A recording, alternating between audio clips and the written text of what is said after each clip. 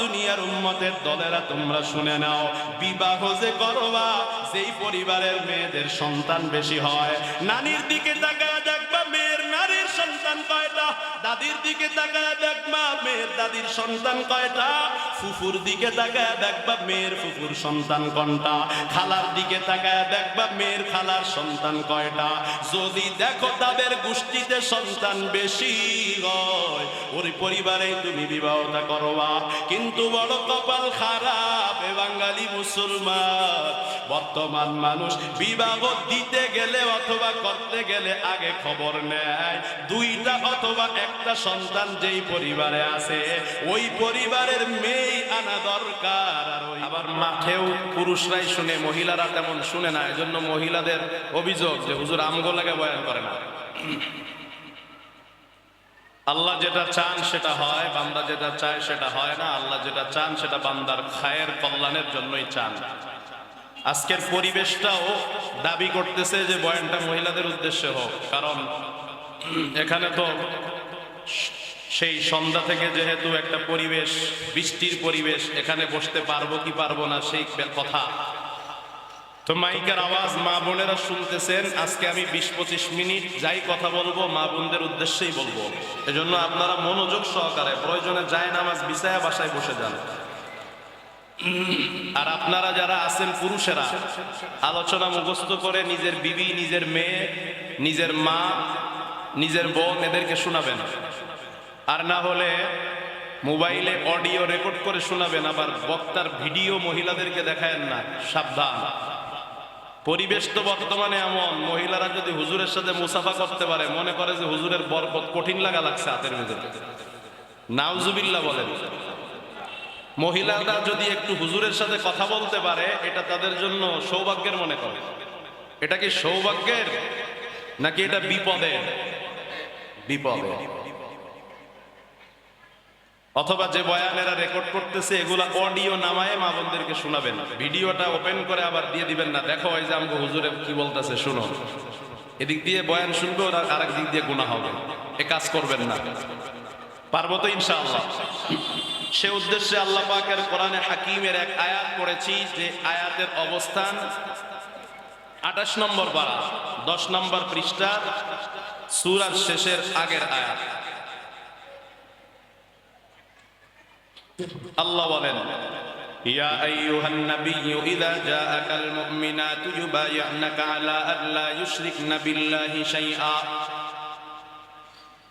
আল্লাহ বলেন, হে নবী, আপনার দরবারে যদি কখনো যেই সময়ে কোনো নারীরা আসবে, পুরুষেরা যেমন আমার নবীর দরবারে ইসলামের সমাধান নেবার জন্য আসতেন, মা বোনেরাও আসতেন। এজন্যই যারা মদিনাতুল মুনাওয়ারায় যাবেন দেখবেন একটা গেট আছে, মসজিদ বাবু জিবরিল, অর্থাৎ জিবরিল আমিন ওহী নিয়া যেই গেট দিয়া, যেই দরওয়াজা দিয়া নবীর কাছে যাইতেন সে দরওয়াজা। তার পাশে আর একটা দরওয়াজা দেখবেন, যে দরওয়াজার উপরে লেখা আছে বাবুন নিসা, তথা মহিলাদের গেট। এই গেট দিয়া, এই দরওয়াজা দিয়া মা বোনেরা নবীর কাছে যাতায়াত করতেন। তবে নবীর কাছে যাতায়াতটা সরাসরি হইতো না, আম্মা জান আয়েশা রাদিয়াল্লাহু আনহার মাধ্যমে হইতো। মা বোনেরা আম্মা জান আয়েশার দরবারে গিয়া সমস্যা জানাইতেন, আমার এই সমস্যা, ইসলামের সমাধান কি জানতে চায়। আর আম্মা জান আয়েশা আবার ওই সমস্যার কথা নবীজিরে বলতেন, নবীজি সমাধান দিতেন, আয়েশা সেটা জেনে আবার মহিলাদেরকে জানায়া দিতেন। অর্থাৎ মা বোনদের আসা যাওয়া ছিল, তবে সরাসরি না, বিবির মাধ্যমে, মহিলার মাধ্যমে। তো আল্লাহ পাক রব্বুল আলামিন বললেন, ও নবী, আপনার দরবারে যেই নারীরা আসবে আম্মা জান আয়েশার মাধ্যমে, এদেরকে বায়াত করিবে 6টা জিনিসের উপরে। আওয়াজ করে আঙ্গুল দেখায় বলেন, কয় জিনিসের উপর? আরো জোরে বলেন।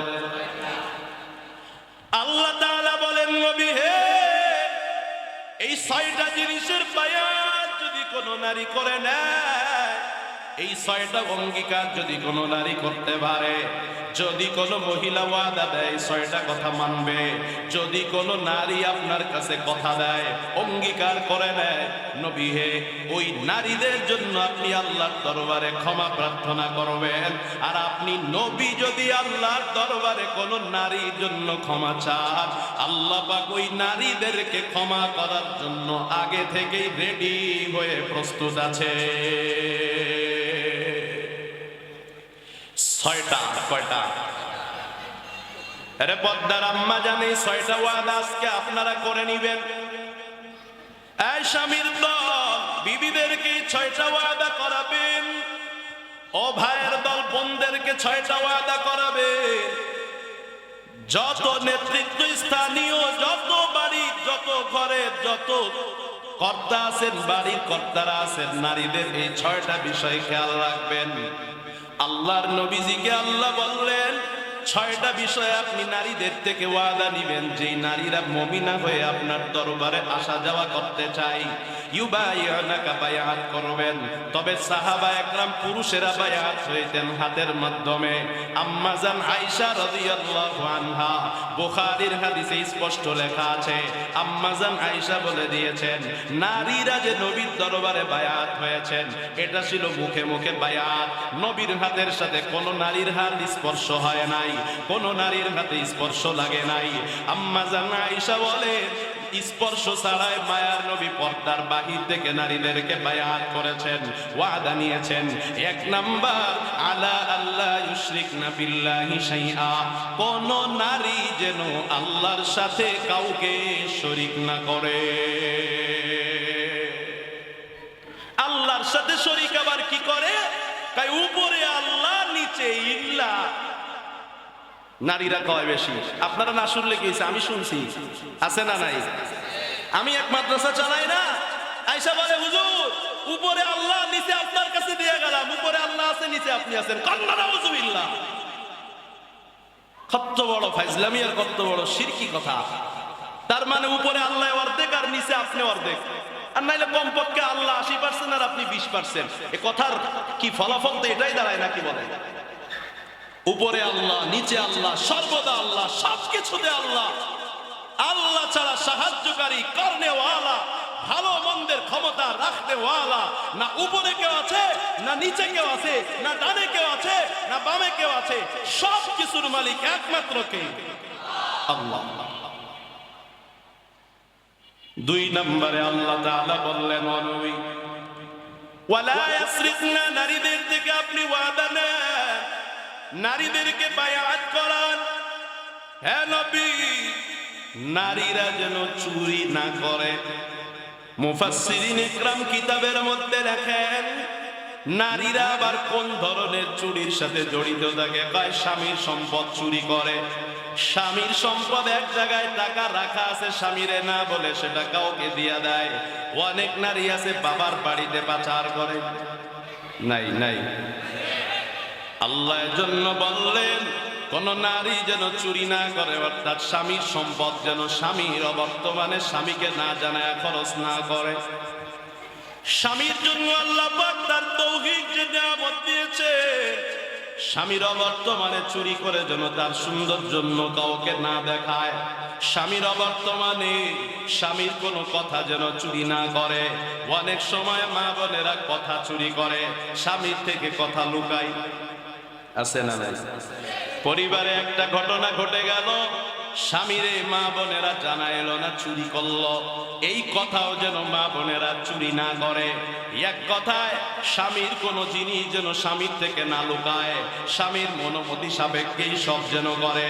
বরং উলামায়ে কেরাম তো বলেন, ফকিহরা কথা বলে থাকেন, যদি কোনো মেয়ের বিবাহ হয়ে যায়, ওই নারীর যদি বাবার বাড়িতে তার মাও মারা যায়, তার বাবাও যদি মারা যায়, তার স্বামীর অনুমতি ছাড়া বাবা মায়ের মরা লাশের চেহারা দেখতে যাওয়া জায়েজ হবে না। বাবা মার লাশ দেখতে যাওয়া জায়েজ নাই, কিন্তু মার্কেটে যাওয়া জায়েজ আছে, ঠিক না? বাবা মার লাশ দেখতে যাওয়া জায়েজ নাই স্বামীর অনুমতি ছাড়া, কিন্তু স্বামীর অনুমতি ছাড়া পাড়ায় পাড়ায় ঘোরা জায়েজ আছে। হ্যাঁ,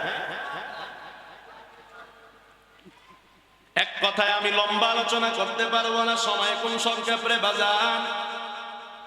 সহজে বুঝবেন এক কথায়, স্বামী থেকে কোনো কিছু লুকোচুরি করা যাবে না। ওয়ালা ইয়াজনিনা, আল্লাহর নবী বলেন মহিলারা আল্লাহ ওয়াদা নিতে বলেছেন তোমরা বায়াত করো, তোমরা কখনো জিনা করবা না। এরে নবীর উম্মতের দল, মূল জিনা তো একটা জিনা আছেই। আল্লাহর নবীজি বললেন আল্লাহ বললেন লা তাকরাবুজ জিনা, সাবধান তোমরা জিনার ধারে কাছেও যাইও না। জিনার ধারে কাছে আবার কোনটা? কয় জিনার আগে মানুষের হাত দিয়ে টাচ করা, চক্ষু দিয়া দর্শন করা, দেখা, কান দিয়া কোনো বেগানার কথা শ্রবণ করা।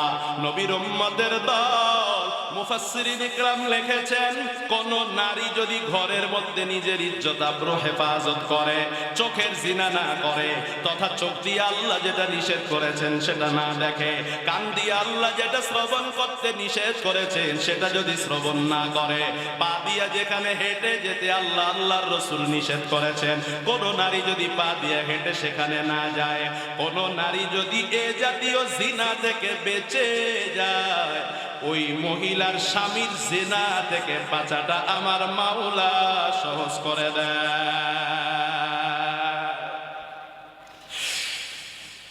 আমার আপনার মায়ের নবীর চাচা সাইয়্যিদাতুশ শুহাদা হযরত হামজা, বলেন না রাদিয়াল্লাহু আনহু, আর জোরে কোন মুহাব্বতে রাদিয়াল্লাহু আনহু।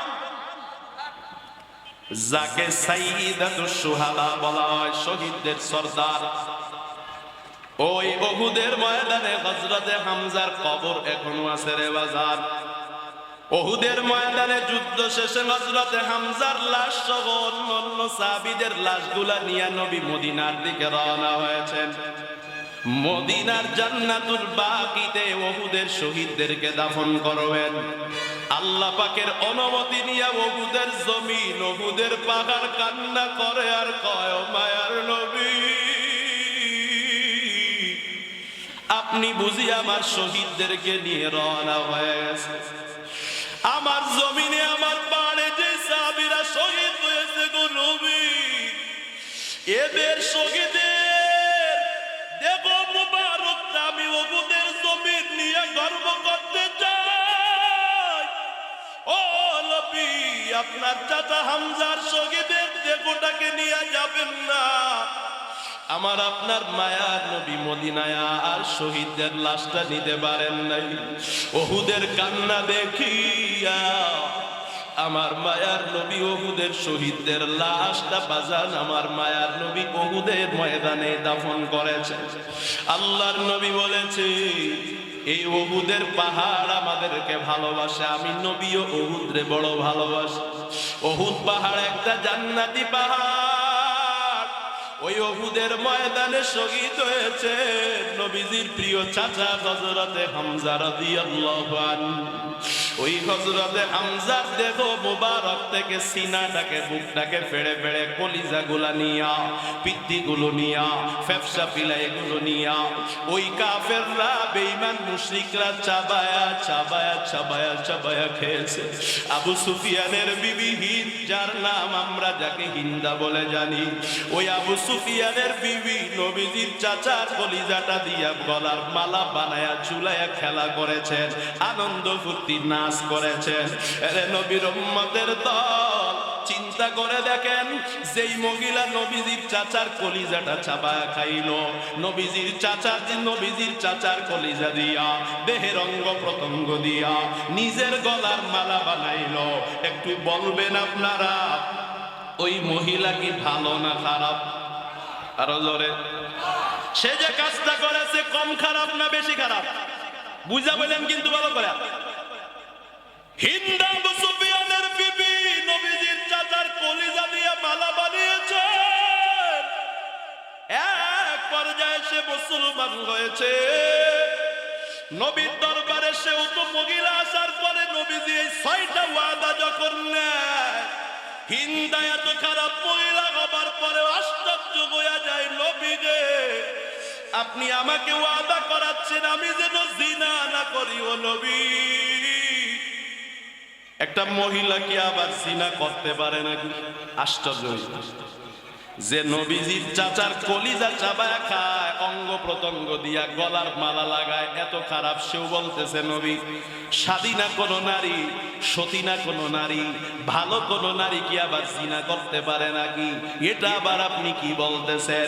আমার তো শরম লাগতেছে। কিন্তু বড় দুঃখের বিষয়, এত বড় খারাপ মহিলা জিনাটাকে কল্পনা করতে পারে না। কিন্তু আমাদের সমাজে বর্তমান জিনাকারিনী মহিলার অভাব নাই, কথা কোন ঠিক না? এরে নবীর উম্মতের দল, 4 নম্বরে আমার নবী ওয়াদা নেয়, ওয়ালা ইয়াকতুলনা আওলাদাহুন্না। সাবধান সাবধান সাবধান হে নারীরা, ওয়াদা করে যাও আজকে থেকে আর কোনোদিন নিজের সন্তানকে হত্যা করবা না। ওই জামানায় সন্তানকে হত্যা করা হইতো, সন্তান ভূমিষ্ঠ হওয়ার কিছুদিন পরে জীবন্ত দাফন করা হইতো। তাদেরকে তো কমপক্ষে দুনিয়ার আলো বাতাস দেখতে দেওয়া হইতো, কথা বলেন ঠিক কেন? কিন্তু কপাল কত খারাপ, বর্তমান সন্তানদেরকে দুনিয়ার আলো বাতাসও দেখতে দেওয়া হয় না, কথা কোন ঠিক কেন? বরং পেটের ভিতরেই হত্যা করা হয়। লজ্জার বিষয়, লজ্জা করে কি হবে রে মুমিন? কোরআনে আল্লাহ বলতে যেহেতু লজ্জা করেন না, আমরাও বলতে লজ্জা করি না। বরং লজ্জা করা দরকার ওই সমস্ত ডাক্তারের, ওই সমস্ত ফার্মেসি গুলাতে, যেই ফার্মেসি গুলার মধ্যে সমাজে ইঞ্জেকশন ব্যানার ঝুলানো হয়, আছে না নাই? ওরা বড় বেলাজা। যেই ডাক্তার গুলা কি কি করে জানি, সন্তানগুলোকে নষ্ট করার বিভিন্ন সিস্টেম চালু করেছে, বিভিন্ন ঔষধ রেখে দিয়েছে, বিভিন্ন ইনজেকশন রেখে দিয়েছে। লজ্জা মূলত ওদের করা দরকার, আমাদের লজ্জা করার দরকার নাই। আল্লাহ পাক কোরআনে হাকিমে বলেন, লা তাকতুলু আওলাদাকুম মিন ইমলাক। আরে দুনিয়ার মানুষ সাবধান, সন্তান তোমারটা খাবে। বাবার জমি পেয়েছো অল্প কয়েক শতক, 1 শতাংশে জমিতে তোমার 10টা ছেলে হলে কিভাবে থাকবে? এই কথা চিন্তা করে সন্তান হত্যা করিও না। আমি চাকরি করি, 20,000 বেতন পাই, 10টা ছেলে হইলে কিভাবে খাওয়াবো এই চিন্তা করবা না। এই চিন্তা না করিয়া সন্তানকে তোমরা আসতে দাও। কারণ আমার নবী বলেন, কালান নবী সাল্লাল্লাহু আলাইহি ওয়াসাল্লাম, তাজাওয়াজুল ওয়ালুদাল ওয়ালুদ ফাইন্নী মুকাফিরুম বিকুমুল উমাম। আমার নবীজি ডাক দিয়া কয়, ও দুনিয়ার উম্মতের দলেরা তোমরা শুনে নাও, বিবাহ যে করবা যেই পরিবারের মেয়েদের সন্তান বেশি হয়, নানির দিকে তাকায় দেখবা মেয়ের নারীর সন্তান কয়টা, দাদির দিকে তাকায় দেখবা মেয়ের দাদির সন্তান কয়টা, ফুফুর দিকে তাকায় দেখবা মেয়ের ফুফুর সন্তান কোনটা, খালার দিকে তাকায় দেখবা মেয়ের খালার সন্তান কয়টা। যদি দেখো তাদের গোষ্ঠীতে সন্তান বেশি হয়, ওই পরিবারে তুমি বিবাহটা করবা। কিন্তু বড় কপাল খারাপ এ বাঙালি মুসলমান, বর্তমান মানুষ বিবাহ দিতে গেলে অথবা করতে গেলে আগে খবর নেয় 2টা অথবা 1টা সন্তান যেই পরিবারে আছে, ওই পরিবারের মেয়ে আনা দরকার, আর ওই পরিবারে নিজের ছেলে মেয়েটাকে বিবাহ দেওয়া দরকার, কথা কোন ঠিক না? উল্টা হয়ে গেছে। আরবিতে একটা প্রবাদ আছে, আল ইনসানু হারিসুন ফিমা মুনিয়া। মানুষ নিষিদ্ধ বস্তুর উপরে বেশি ধাবিত হয়। কপালটা কত খারাপ, ভালো করে কান খাড়া করে শুনে নেন ধর্মগঞ্জের মুসলমান। এটা আমি ধর্মগঞ্জে আজ আসি বলে কথা নয়, আমি থাকি আর না থাকি কিয়ামত পর্যন্ত, মরণ পর্যন্ত মনে রাখবেন, যারা বিবাহের সময় কম সন্তানের পরিবার খুঁজে, এদের মতো ইসলাম বিদ্বেষী আর কেউ নাই, কথা কোন ঠিক না? ইসলামের একটা মানবে, একটা মানতে পারবা না, ঠনটনা ঠনটন, তুমি মুমিন হতে পারো না, তুমি মুসলমান হতে পারো না। নামাজ পড়লেই তাকে মুসলমান বলে না।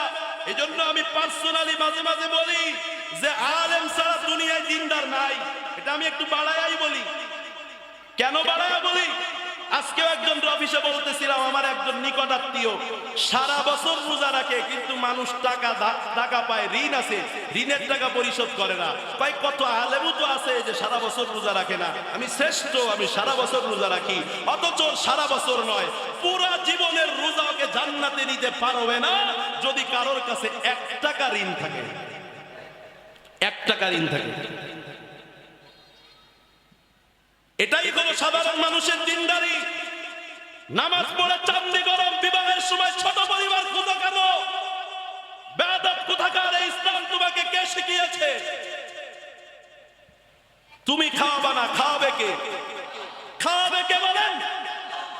আল্লাহর রাসূলের শব্দ বলেছেন, ওয়াদুদ, যেই পরিবারের সন্তান বেশি হয়, যেই বংশে সন্তান বেশি হয়, ওই বংশের মেয়েরা বেশি ভালোবাসা দিতে পারে, ওই বংশের মেয়েরা স্বামীর খেদমত বেশি করতে পারে, ওই বংশের মেয়েরা স্বামীর খেদমত জানে।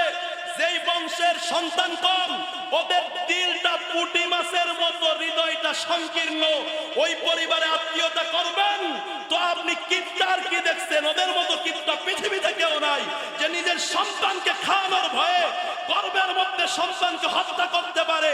ওর মতো কৃপণ আসমানের নিচে জমিনের উপরে আর কেউ নাই। ঠিক ঠিক তো বলতেছেন, এই আকীদায় আপনারাও বিশ্বাসী। নিজের ছেলে বিয়ে দিতে গেলে এমন পরিবারই খুঁজবেন যে এক বাপের এক মাইয়া খুঁজবো, সম্পদ সব আমার পুলাই পাবে।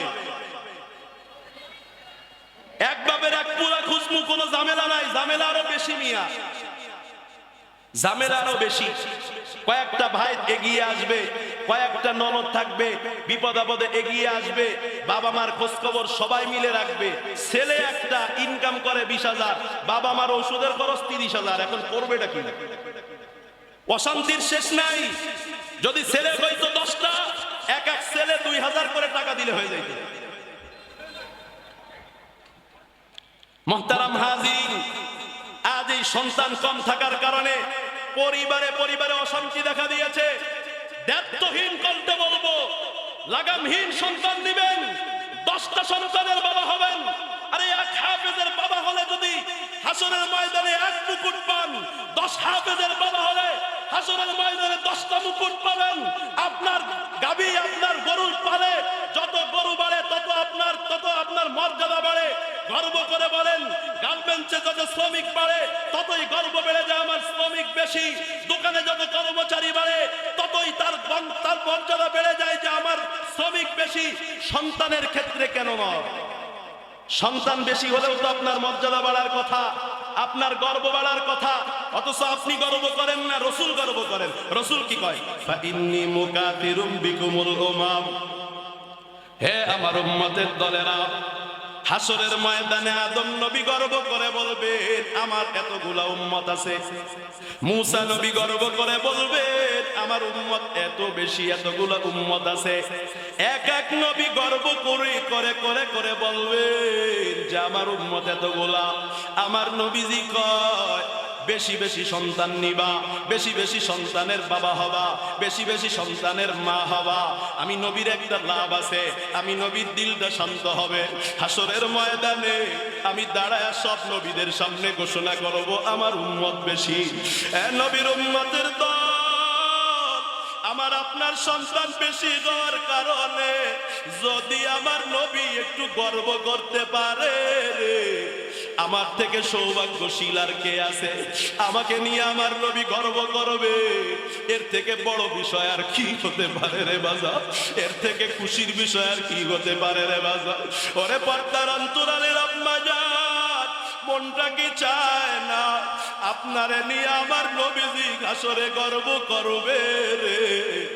একটু আগায় আসুন না, ওই বেঈমান ব্রিটিশ বেনিয়াদের কথা শুনবেন না, ওই আমেরিকার ক্ষমতাশালীদের সন্তান বেশি, তাকায় দেখবেন, খেয়াল করে দেখবেন। অথচ ওরা আমাদের দেশে স্লোগান দিয়েছে 2টি শয়তানের সন্তানের বেশি না 1টি হলে ভালো হয়। এটা একটা কুফুরি মতবাদ। এই কথা যে বিশ্বাস করবে তার ইমানে খতরা চলে আসবে। এরে নবীর উম্মতের দল, আল্লাহ বলেন না না, ছেলে মেয়েকে সন্তানকে হত্যা করিও না, তোমার রিজিকও আমি আল্লাহ দিয়ে থাকি, তোমার সন্তানের রিজিকও আমি আল্লাহ দিয়ে থাকি রে নবীর উম্মত। আরে একটা দুইটা সন্তান হওয়ার কারণে সন্তানের মায়ায় মা বাবা পাগল হয়ে যায়, আল্লাহর বিরোধিতা শুরু করে দেয়। মাদ্রাসায় সন্তান দিছে, এখন মাদ্রাসার নিয়ম মানতে চায় না। উস্তাদে ভালোর জন্য যদি একটা প্রহার করে এটা মানতে পারে না, চিন্তা করে আমার ছেলেই তো একটা, আমার মেয়ে তো একটা, এটা মারা গেলে আমি আবার কোথায় পাবো। আবার বলে আমার ছেলের যদি কিছু বলি, যদি পালায়া যায় আমি ছেলেটা আবার কোথায় পাবো।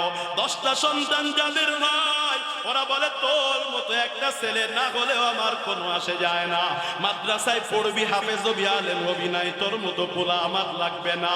এই সত্য কথা যখন কোনো বাবা মা বলতে পারে, ওই ছেলেটাও তখন মানুষ হয়ে যায়, ওই ছেলেটা তখন বেয়াদব হতে পারে না। বর্তমান সময়ের সন্তানগুলো বেয়াদব হবার অন্যতম কারণ মা বাবার সন্তান একটা দুইটা সন্তান কম থাকার কারণে বর্তমান ছেলেগুলা মেয়েগুলা বেয়াদব হইয়া যায়, আল্লাহকে মানতে পারে না রে বাজা। আপনি ঠিক বললেও এটা ঠিক, আপনি ঠিক না বললেও এটা ঠিক, কোরআনের কথা আমাকে বলতেই হবে। আরে নবীর উম্মতের দল, ছেলে মেয়ের জন্য আজ পাগল হইয়া যাইয়েন না। আমার মাওলার নাফরমানি করে ছেলে মেয়ের সন্তুষ্টি তালাশ করবেন না। ছেলে মেয়ে যদি নাফরমানি করতে চায় দেওয়া যাবে না।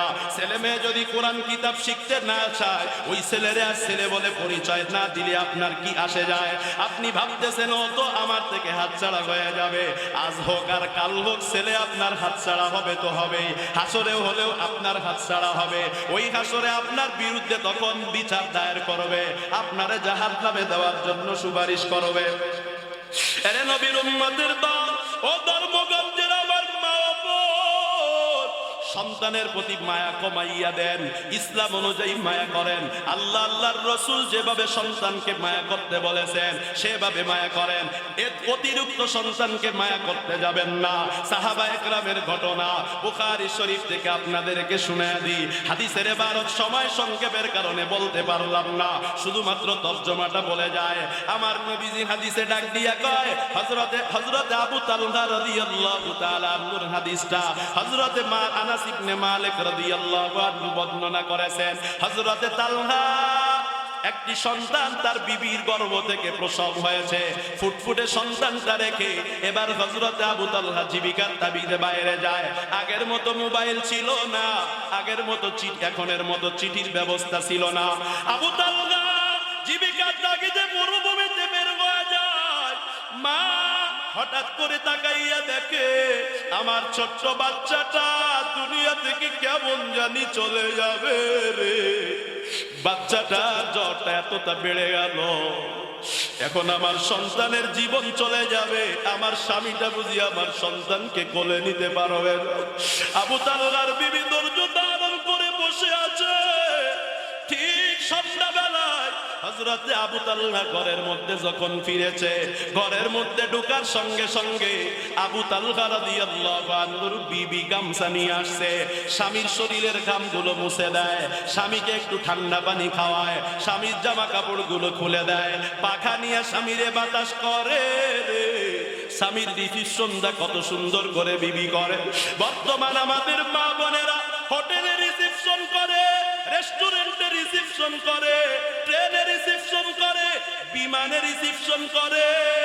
পরপুরুষের রিসিপশন করতে করতে স্বামীর রিসিপশনের খবর নাই। অফিসে অনেক পুরুষকে সালাম দেয়, নিজের স্বামীরে কপাল পোড়ার সালাম দেওয়ার সুযোগ নাই। বাজার সময় আমার সংক্ষেপ, কথা লম্বা করা যাবে না। যাই হোক, আমাদের সমাজের মা বোনেরা স্বামীকে রিসিপশন করে না।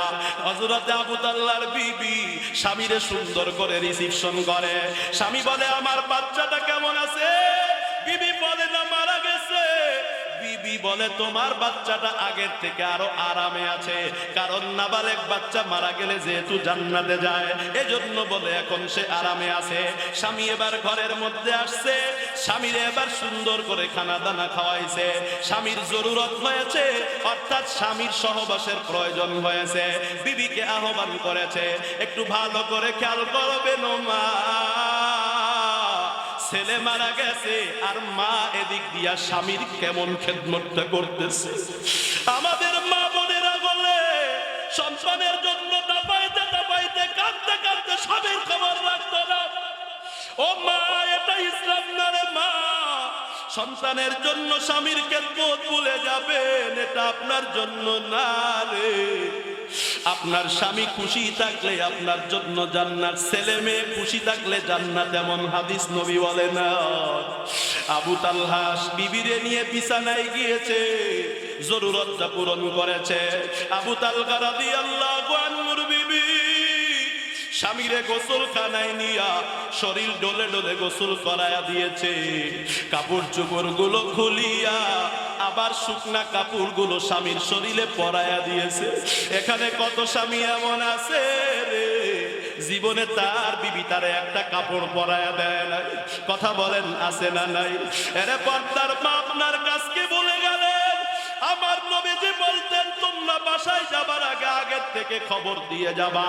কাইতাম তাসিদুস সাইসাতু ওয়া তাস্তাহিদ্দাল মুগীবাতু, যাতে করে তোমার বিবি শরীরটা পরিপাটি করতে পারে, চুলগুলো আশ্রয় রাখতে পারে। লিতাসকুনু ইলাইহা, যাতে করে বিবিরে দেখলেই তোমার চক্ষুটা শীতল হয়ে যায়। এরে নবীর উম্মতের দল, আবু তালহা রাদিয়াল্লাহু আনহুর সব জরুরত যখন শেষ হয়ে গেছে, এবার ঘরের মধ্যে নিয়া বিবি ডাক দিয়ে কয়, স্বামী আমার, একটা প্রশ্ন করতে চাই। আপনার কাছে যদি কেউ কোনো সম্পদকে আমানত রাখে, সে যদি তার সম্পদের আমানতটা পুনরায় ফিরিয়ে নিতে চায়, আপনি কি রাগ করবেন নাকি? বলে না, রাগ করার তো কোনো মানে হয় না। রাগ কেন করব? যার সম্পদ সে নিয়ে যাবে, এটাতে তো রাগ করার কিছু নাই। এ পর্দার মা, হয়তো বা আপনারে বুঝাইতে পারতেছি না। যদি আপনার একটা সন্তান মারা যাইত রে, আপনি বুঝতেন এটা কেমন একটা মুহূর্ত। কোনো কান্না নাই, স্বামীরে দেখাই বলেন নাই, হায় হায় তোমার ছেলে শেষ হয়ে গেছে। স্বামীরে বরং সান্ত্বনা দিয়ে কয়, ও স্বামী আমার, তাহলে এবার শুধু আল্লাহ পাক আপনারে আর আমারে সন্তান নামক একটা নেয়ামত দিয়েছিলেন যে স্বামী, ওই ছেলেটাকে আল্লাহ পাকের আমানত আল্লাহ পাক আবার উঠায়া নিয়ে গেছে। আপনি কি বেজার হইছেন রে স্বামী? স্বামীও ডাক দিয়া কয়, না না, বেজার হবার কিছু নাই। আমার আল্লাহ দিয়েছেন, আবার নিয়ে গেছে, এটারই বলা হয় ধৈর্য। সকালবেলা হযরত আবু তালহা রাদিয়াল্লাহু আনহু নবীর দরবারে গিয়া কি জানি বলতে চায়।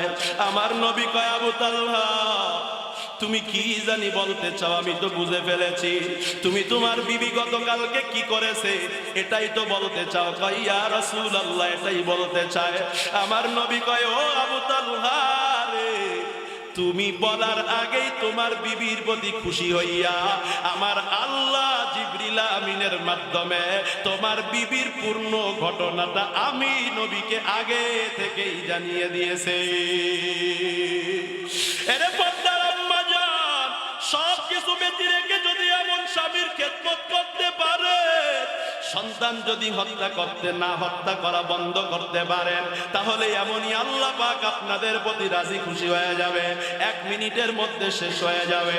এরে পর্দার অন্তরালের আম্মা জান, ভালো করে শুনে নেন। কিতাবের মধ্যে, হাদিসের মধ্যে আর একটা অংশ আসছে। ওই যে একটা ছেলে মারা গেছে, আবু তালহা তার বিবি উত্তম রূপে ধৈর্য ধারণ করেছে, এর বিনিময় আল্লাহ পাক রব্বুল আলামিন হযরতে আবু তালহার এই বিবিকে পুনরায় 9টা সন্তান দান করেছে। শুধু তাই নয় রে বাঙালি মুসলমান, আপনি কতটা বিদ্যার আপনার ছেলেরা দেখলেই বোঝা যায়। ছেলেটাকে মাদ্রাসায় দিয়েছেন, মাদ্রাসায় পড়ে না, কারণ আপনার ইনকাম ভালো না। আপনি নামাজ পড়েন কিন্তু আপনার পরিবারে দিনদারিত্ব নাই। আপনি সুদের সাথে জড়িত আছেন, আপনি মিথ্যার সাথে জড়িত আছেন, আপনি নেশার সাথে জড়িত আছেন, এজন্য আপনার ছেলে মেয়ে মানুষ হয় না। কিন্তু আবু তালহার বিবি রে, আমার মাওলা যেই 9টা সন্তান দান করেছে, হাদিসে পাওয়া যায় ওই 9টা সন্তানকে আল্লাহ পাক পবিত্র কোরআনের হাফেজ বানিয়েছে। এরে পর্দার অন্তরের আম্মা জান, এভাবে স্বামীর খেদমত করতে পারলে তাহলে আল্লাহ পাক আপনার সন্তানকে হাফেজ বানাবে, আপনাকে আল্লাহ পাক সন্তানের নিয়ামত বাড়ায় নিবেন। ইহুদি মুনাফিকদের ফর্মুলা বাদ দেন, আজকে থেকে নিয়ত করে নেন আর কোনোদিন সন্তান হত্যা করবেন না। হাসরে আল্লাহ ওই সন্তানদেরকে উপস্থিত করবেন যেই সন্তানরে 1 মাস বয়সে আপনি হত্যা করেছেন, যেই সন্তানকে 2 মাসে হত্যা করেছেন। আল্লাহ বলবেন, বল ওয়া ইদাল মাউউদাতু সুইলাত বিআইয়ি যামমিন কুতিলাত, তোরে কি কারণে হত্যা করা হয়েছে? ওই সন্তান বলবে, আমার মা বাবারে জিগান, আমার মা বাবা আমারে কেন হত্যা করেছেন। একটা সন্তান হত্যার দায় এড়াতে পারবা না রে মা বাবার দল। একটা সন্তান গর্ভে হত্যা করাটাই তোমার জাহান্নামে যাওয়ার জন্য যথেষ্ট হয়ে যাবে, তাতে সন্দেহ নাই। আল্লাহ পাকের দরবারে দোয়া করি, আল্লাহ যেন আমাদের প্রত্যেককে অনেকগুলা সন্তান হাফেজ আলেম নিয়া হাসরের ময়দানে নবীর গর্বের পাত্র হিসাবে কবুল করেন। মুহাব্বতে আওয়াজ করে বলেন আমিন। ওয়া আখিরু দাওয়ানা আনিল হামদুলিল্লাহ